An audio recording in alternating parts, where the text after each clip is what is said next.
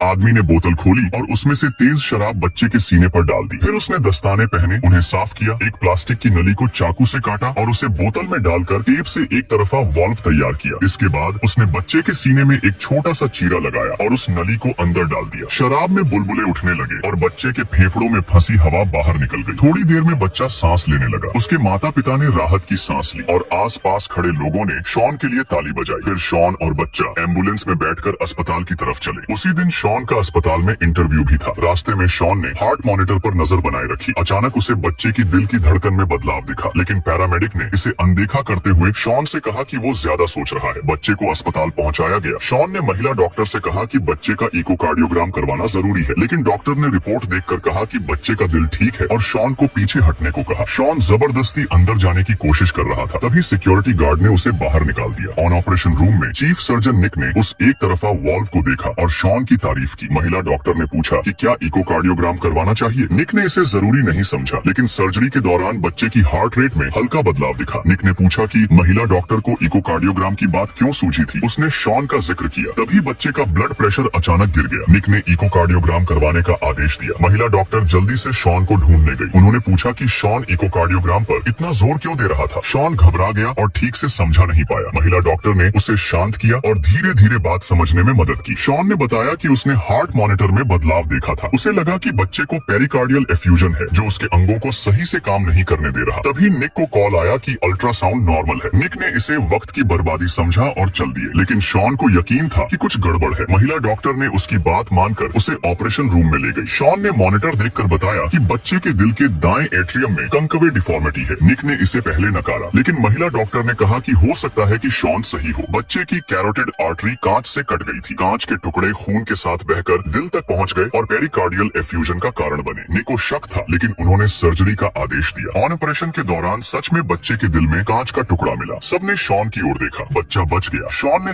ये औरत बिस्तर पर लेटी ही थी कि उसे याद आया कि उसने लाइट बंद नहीं की। नींद की बीमारी से परेशान होने के कारण उसके लिए हल्की सी भी रोशनी बर्दाश्त नहीं थी। वो लाइट बंद करने के लिए उठी, लेकिन तभी उसकी नजर स्क्रीन पर पड़ी। स्क्रीन पर 3 अजनबी आदमी घर के अंदर घुसते हुए दिखे। वो तुरंत अपनी बेटी के कमरे की तरफ भागी और बिना कुछ कहे उसे लेकर वॉल्ट में चली गई। फिर औरत ने रेडियो सिस्टम का इस्तेमाल करके चोरों से बात की। उसने कहा, माफ करना, पुलिस रास्ते में है। लेकिन चोरों को पता था कि अंदर कोई सिग्नल नहीं है और जो पैसे वो चाहते थे वो वॉल्ट में थे। माँ और बेटी की बातों को सुनकर गुस्से में चोरों ने हथौड़ा उठाया और दीवार तोड़ने लगे। उन्हें वॉल्ट से जुड़े वेंटिलेशन पाइप का पता चल गया। अगले ही पल उन्होंने गैस पाइप लाकर वॉल्ट में गैस छोड़ने की तैयारी की। गैस जल्दी ही वेंटिलेशन पाइप से वॉल्ट के अंदर भरने लगी। औरत को समझ आ गया कि कुछ गड़बड़ है।